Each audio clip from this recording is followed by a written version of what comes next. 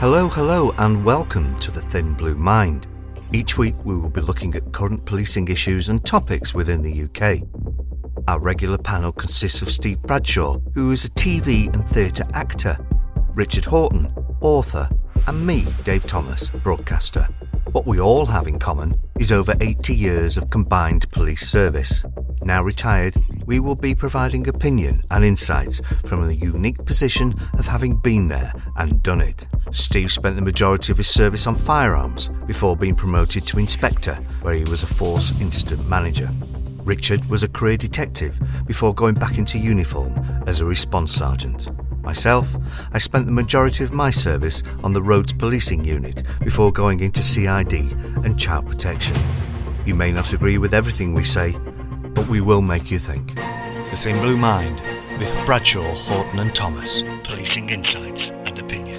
Well, hello, and welcome to this week's episode of The Thin Blue Mind. Now, this week we're going to be looking at jury trials and have they had their day? And it's quite a big issue to consider when you think that jury trials have been in existence in the UK for about 1,000 years now. The basic history of a jury trial started in the 8th or 9th century, I believe, where it was actually taken from the Islamic world of North Africa and Spain, kind of introduced to this country through the Norman conquests as a result of the country they'd had conquested and inherited legal systems. In the 12th century, it became part of the Magna Carta.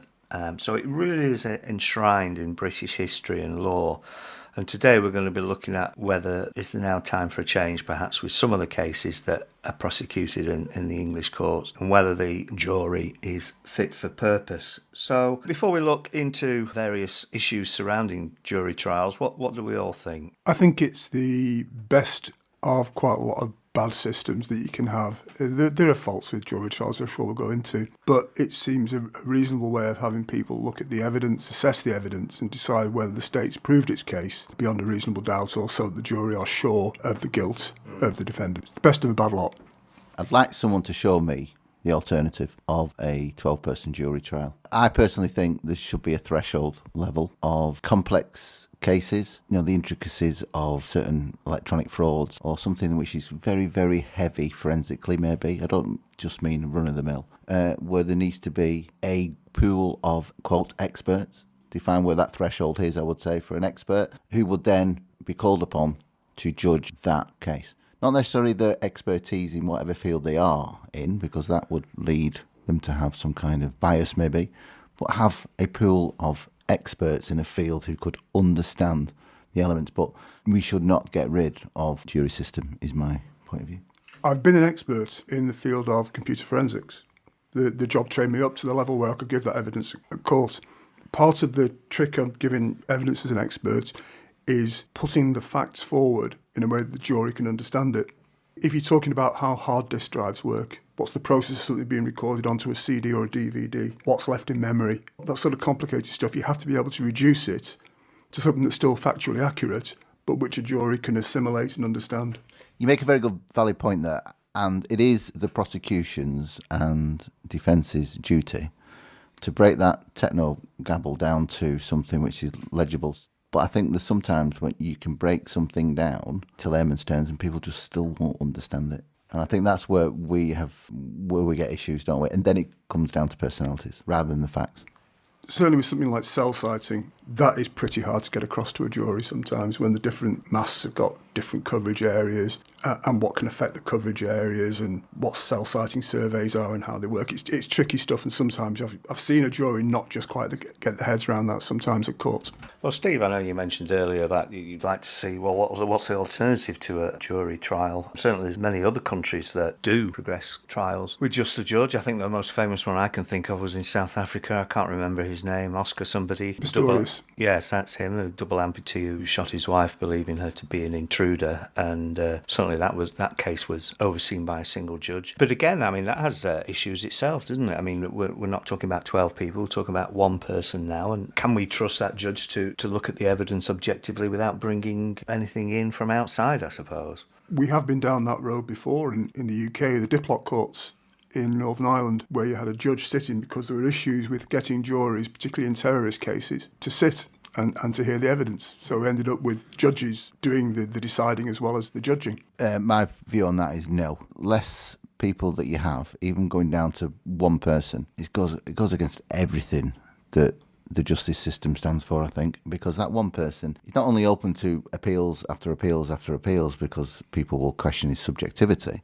it's the fact of you putting too much power in one person's hand. I don't care how learned they are or an expert they are on the law, and they can walk the fine line between points of law that you're looking for. You need a pool of the public. But isn't it interesting, though, that, and I appreciate what you're saying, and I do tend to agree with you to a certain extent, but we're quite happy to let the courts of appeal adjudicate with 3 judges. That's an appeal court, like you said, and that's normally for a point of law that somebody wants to raise or a procedural issue that wasn't done correctly. I've done some work for Court of Appeal hearings, and it was all around procedural stuff. Was the disclosure correct? Had there been a lack of disclosure that affected the defendant's ability to defend themselves at the first trial? It was all based on that procedural stuff rather than we've got stunning new evidence that proves our client's innocence. All right, well, let me turn it around a little bit. Let me put it another way. Jury trials, up until about the 15th century, they were actually tasked with finding the evidence as well as finding whether the person was guilty or not guilty. And it was moreover land issues. I think it was Henry II that brought this in. Would you trust modern-day society to diligently, accurately find evidence that would either convict you or acquit you? I think you're always hoping for like a Miss Marple character on the jury, which I've had, and you can see, as you're giving your evidence, that the penny has dropped with that particular juror, and they've understood the point you're making and how important it is, and you know that, or you hope, when they go back into the jury room for the deliberations, they'll be able to explain because the penny's dropped. Whether you get Miss Marples all the time on the jury, that's a different question, but it's nice when you have one. I think one of the issues of jury trials now is that, Dave, if you were on trial, and I know I'll get a direction from the judge not to go and do any work on it, but I'd know everything about you before the next morning if you had a social media presence. Well, that's interesting, isn't it? That's going to bring us on to a few other points. But you make a very important point, don't you, about social media, and that's probably the biggest danger, I suppose, to a trial collapsing. Not only the whole trial collapsing, but quite often that juror getting some prison time. It's not just that one person. Who else have they contaminated? They come back into the jury room and say, hey, I looked up Dave yesterday and this, that and the other and blah, blah, blah. You can have the life history. You can't unknow what you know. Yeah. So straight away we're on a mistrial, aren't we? How much does that cost us? And it certainly opens a huge crack, doesn't it, from the defence point of view of my client didn't get a fair trial. There's circumstances, where a previous criminal record can be disclosed and can be part of the evidence. But if it's not there, it's not agreed. But the jurors are bringing it in through doing a bit of research on the local news and the like. That's not right.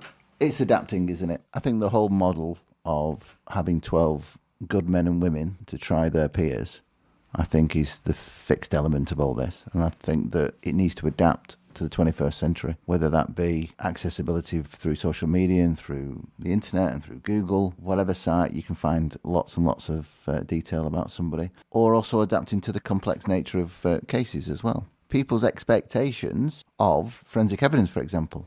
When people watch too much CSI, they think that they've got a degree in forensic science and they expect the forensic evidence to come up to a certain level, and it doesn't.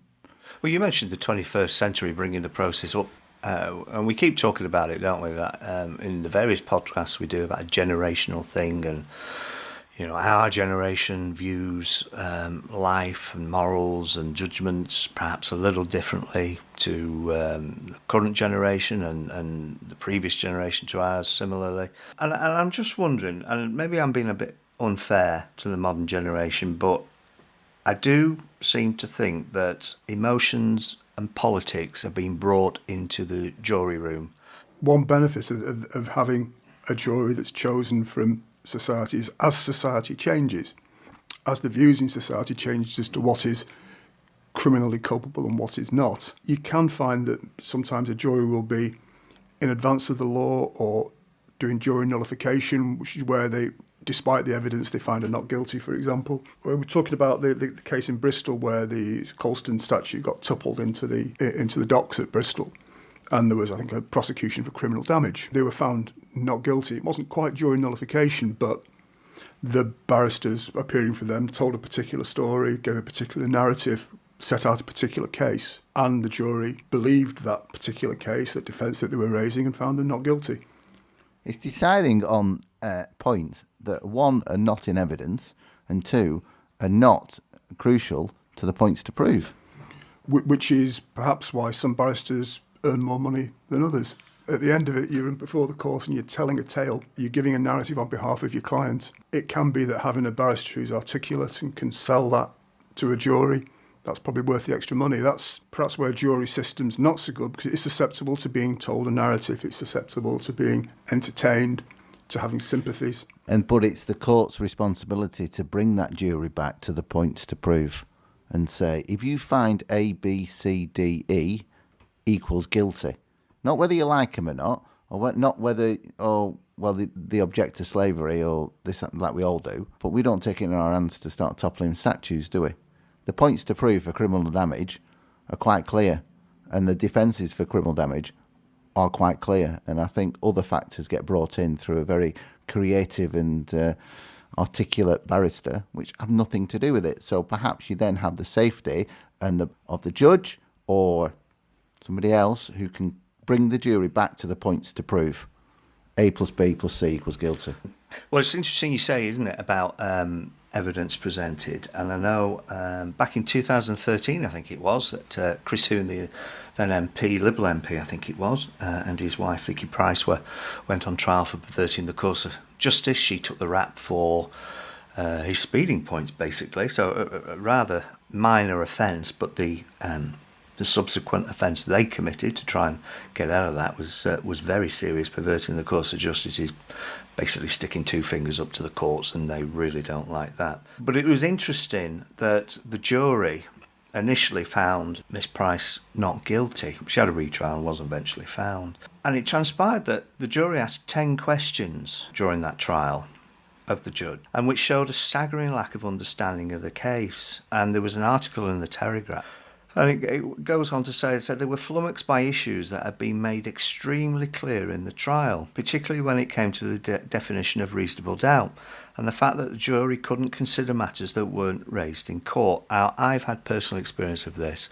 Jurors will discuss these what-if matters, and I've had to say, look, that's not what we're being asked to do. Don't judge on what might have happened or what the defendant might have been thinking. The judge isn't asking you to do that. They're asking you to find guilt or not on the points and the evidence that's been presented. I think too many times jurors are having this what-if question in their mind and they're not addressing what they're being asked to look at.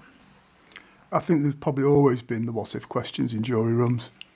I think that's part of what you live with the system. You start off with the bedrock of it, the presumption of innocence. So we must prove our case so that they're sure of the guilt, or they don't have a reasonable doubt, or whichever way that's being put together these days as a direction. But there's always going to be that, because you're dealing with a cross-section of humanity, many of whom it'll be an inconvenience in their life to be dragged away for a couple of 3 weeks of jury service. But they're human beings, and they want to hear a story, I think. That some will want to assess the evidence, but some will be asking the what-if questions and trying to fill in the blank spaces that the evidence perhaps hasn't provided for them. You're right, and it's the human factor, isn't it? And the human factor brings in all the biases and prejudices and different routes that they want to go down, whether they like the defendant, whether they don't. Oh, I don't like someone with tattoos, so therefore you'll get all that, won't you? And that's why you have 12 of them, because you try and have a cross-section of society that could possibly give you, at very least, a 10-2 verdict. There was a 2010 report by the Ministry of Justice that revealed that 2/3 of jurors don't fully comprehend the judge's legal directions when they retire to consider their verdicts. 2/3, that's just quite frightening. I mean, I don't know what the figure is now, but that's if I was on trial, I'd find that a bit worrying. And yet, with some exceptions, it continues, I think, as a system to turn out tolerably reasonable justice. I've had cases where juries have decided, I think, where they haven't liked the victim. And the victim's come across poorly to them, and that hasn't helped their deliberations. And people who I from my admittedly biased view, were pretty sure were guilty of the offences. Well, I was sure beyond reasonable doubt of that they committed the offences, were found not guilty by a jury. But all that means is the evidence, including how the victim puts themselves across, how the defendant puts themselves across, how they're represented, went into that jury room and they came out with a verdict. They couldn't be reasonably sure. I'm okay with that. And I think in both cases the victims were okay with that. They'd had a day in court, they'd seen the evidence put before a jury and a not guilty verdict, but at least they'd had the day in court. You're asking a race of people, you're asking human beings who are hardwired to be subjective and judgmental in many ways, to be objective for a short time. Leave all that at the door and base something just on the facts, and it's just not going to happen. But it's the best you've got. And if you're going to have those 12 peers to judge somebody and find guilt or not, they're going to bring all that with them. I guess you've had a lifetime of legal training and you've been in the courts and you sat in the judge's seat. Yeah, you can probably be objective and you can give your direction and you can make notes as to what are the facts in the case and what's been put forward. You can't demand the same off 12 people you brought in off the street. Well, that's a really interesting point you raise because, again, from the article in 2013, the writer Peter Moffat, who spent 9 years as a criminal defence barrister, says that as lawyers, you would always understand the concept of categorising stuff, of keeping the case separate from the outside world. It's very difficult as a member of the public to close down parts of your brain. Inevitably, you bring in outside influences, which is basically exactly what you've just said, isn't it? It stands to reason. It couldn't be other. I do think, though, that there has been more and more armchair experts, whether that be the armchair experts on Twitter or the fact that they've watched 4 box sets of Murder, She Wrote, they're experts on how the police should have got about things. If you want an interesting comparison, and sitting at your local magistrate's court where the conviction rates are higher, where the cases don't take as long and you rarely see a barrister, those are interesting cases to look at because the judgments at magistrates' court are, in my experience, come to more rapidly, perhaps sometimes more lenient, but in terms of having to prove your case to a certainty, that may not be happening all the time at magistrates' court. It may be enough to hear the police say their thing, give their evidence, and that's the mind's made up. That's that sort of summary, swift justice. The majority of what we do doesn't end up at Crown Court, doesn't end up in front of a jury, it ends up at the magistrates' court in front of lay magistrates or perhaps a stipendiary magistrate, a professional magistrate, legally advised by a court clerk, and it's a whole different process. Do we think age is a factor in jury trials? Obviously, as the years go on and new generations come through, we talked about this gap between current and previous generations. Again, I'm just wondering whether a younger juror member would... You need to have that cross-section of the community, from race, colour, age, sex. So, yeah, if you're doing if there's a trial and it's a complex online fraud, for example, would you want a 70-year-old to be judging it? Well, yes, because that's the cross-section of the community. But what I'm saying is you've got to have a 25-year-old in there. You've got to have a 35, 45-year-old in there because it's the balance of it all. And the fact, there's age prejudice as well. And you can't just say, oh, well, for the most complex and, crimes, we need people to be younger. Because there's age prejudice in society, which people will subjectively project onto a defendant if they're a member of a jury. First, get yourself a good leading barrister. I've taken complex international frauds to Crown Court before, and if you've got the right barrister, it's like a magic carpet ride because they absorb the case. If they've got experience in the area, they know how to present that to a jury. They know how to get it across that cross-section of people that are sat there in the jury box. So it's worth spending the money on a complex fraud to get a barrister who's good at them. And same for the defence, I guess, but who can break down the issues so that the jury can understand what it is. Just take the time, set out the case, set out the facts, adduce the evidence.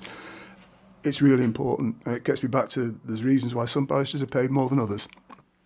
It's all well and good having the 12 good men and women, but make them good men and women to receive the instruction and receive the evidence. I don't think we serve anybody by having really complex cases by people who don't understand the subject matter. And I would say it's the skill of a really good barrister who's experienced in that area, QC, which to lead the jury through that so that they can be sure of the guilt. Well, certainly the one piece of kit that seems to feature in every single case these days is a mobile phone, doesn't it? And mobile phone records, text messages and all the rest of it. And certainly I've been in cases which have been dependent, partly at least, on that sort of evidence. And it's a very, very thin line that the prosecution tread between giving enough information and then giving too much and the jury switch off, because it's a lot to take in. And once you've lost them, you've lost them. You never want to get to that my eyes glazed over moment with the jury. So the knack of it, I think, is to be technically correct, but use reasonably simple language to get your technical point across. Yeah, the problem with using simple language sometimes in technical cases, it's not technical enough to prove the point. You need the full weight of that evidence to land, and if you start watering it down a little bit because of the use of softer language, I actually don't think you're presenting the case properly. I don't agree. And part of the expert system is that if the defence have got an expert as well. Well, I'm going to say, God forbid that happens, and then Yes. the jury's head will be spinning. What you're meant to do is to actually talk and see if you can come to common ground on what the evidence on is. the points you do agree, Yes. and discuss the ones you don't. Exactly yes. that, yes. Well, that brings us on to another interesting point, doesn't it? Because those of us that have been in court and the summing up speeches are done, after all the evidence is heard, the defence will normally finish their speech with to the jury that you must be sure. And they will really hammer it down. You must be sure. It's not so much the evidence in the case, but it's undermining it or attack its credibility. It's the old saying, isn't it? Courage of your convictions. I honestly think some people don't understand the reasonable doubt, which comes back to not following the judge's directions. And I think people are scared to send people to prison. I think we're more of a risk-averse society. I don't think people are more inclined to say, yeah, I'm 100% sure on this. Because that's what we're saying for beyond all reasonable doubt, aren't we? Well, are we though? That's the point. Are we saying beyond reasonable doubt is 100% sure? It's not the same thing, I don't think. No, I think we need to be up there, don't we?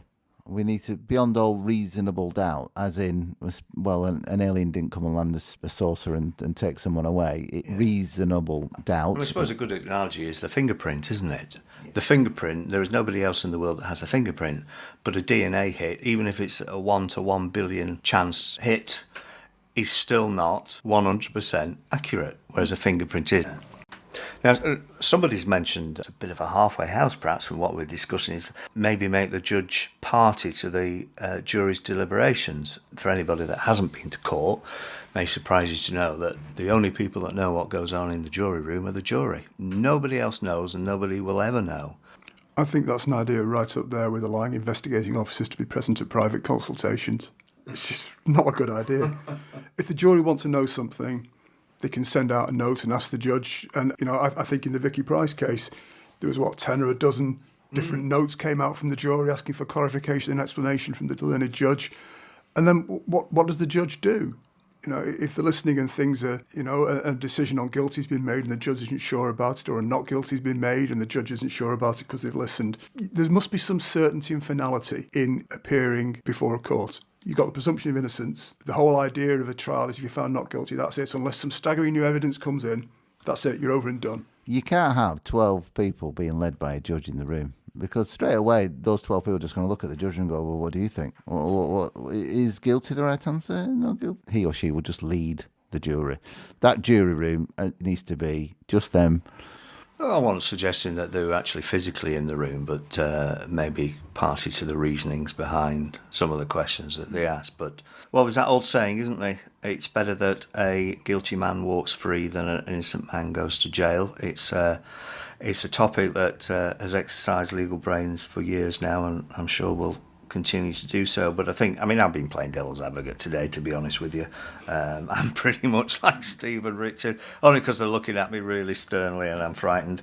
Yeah, it's got to be a jury, hasn't it? And I think the majority of judges and barristers and the British population still share that view. The Thin Blue Mind with Bradshaw, Horton and Thomas. Policing insights and opinion.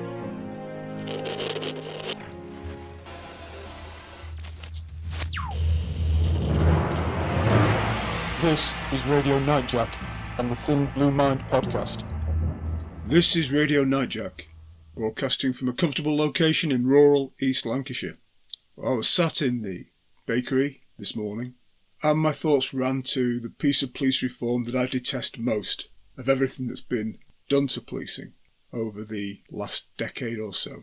I'm talking, of course, about police and crime commissioners. Now, there's no argument. It was a Conservative Lib Dem manifesto pledge in 2010 to make the police more accountable through a different sort of oversight, replacing police authorities which would change according to the makeup of the local council politically, and which were pretty explicitly political bodies. And the idea was to provide a directly elected individual subject to some strictish checks and balances. And those checks and balances were to be by an oversight committee of locally elected representatives. There's been a slide in policing, and I think in our political ways generally, towards the American way of doing things. We have this idea that the Prime Minister is no longer the primus inter pares, the first amongst equal. No, they're a presidential figurehead. And when we're voting nationally, we're increasingly encouraged not to vote for particularly the local candidates, but for the colour of the rosette that they are wearing and the political party that rosette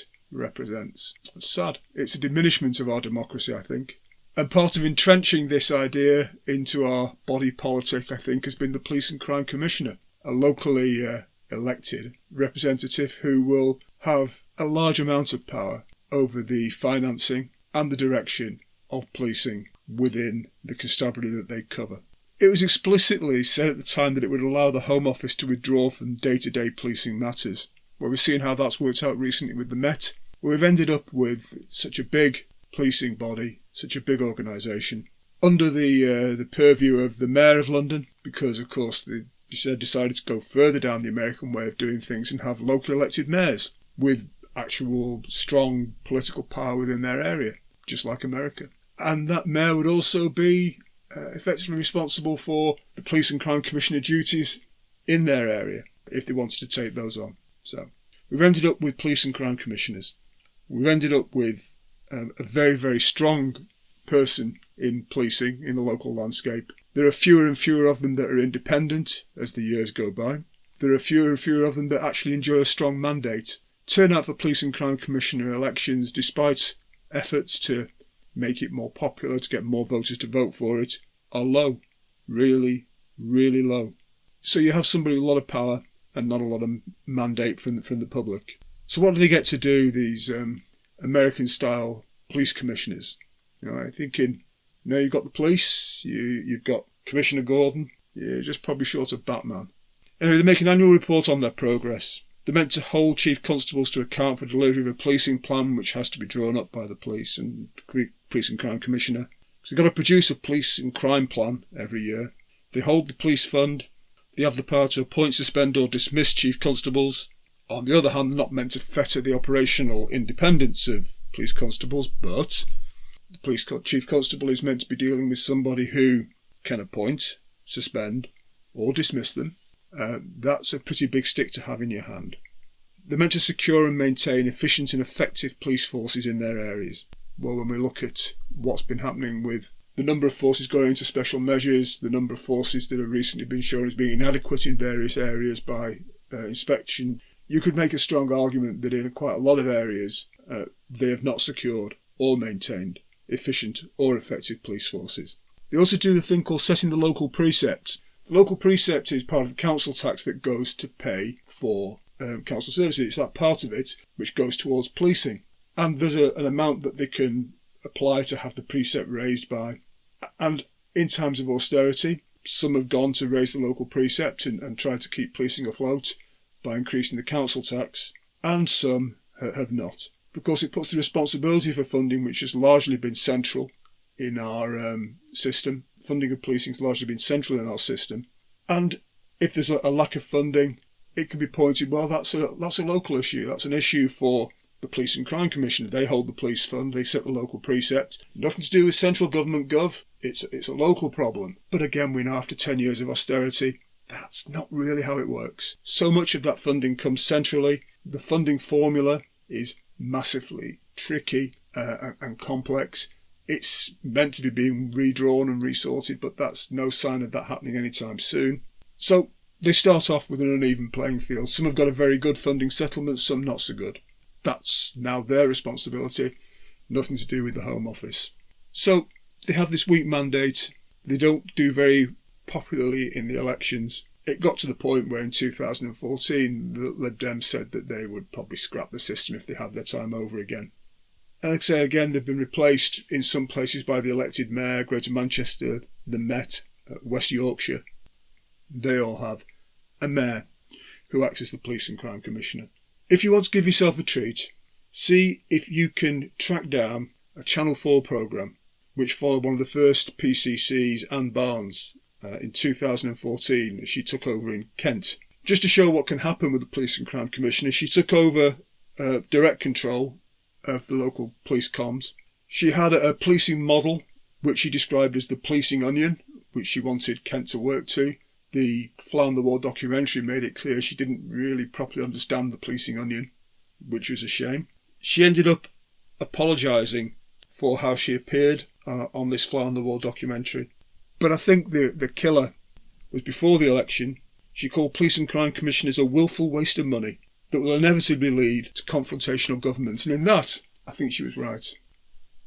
And it's a shame. It's a shame the way that's worked out, I think. I don't think it's improved policing. I don't think it's protected policing or policing funding. I don't think it's been better in terms of value for money than the police authority used to be. It's a shame. So, American tune. Still, when I think of the road we're travelling on, I wonder what went wrong. I can't help it. I wonder what went wrong. And that's the road we're travelling on. Anyway, this is Radio Nightjack saying thank you and goodbye. See you soon. Take care. The Thin Blue Mind with Bradshaw, Horton and Thomas. Policing insights and opinion. Well, that's it for this week. Thank you for joining us. This podcast is in partnership with Policing TV, the leading policing media channel. So until the next time, on the next podcast, take care.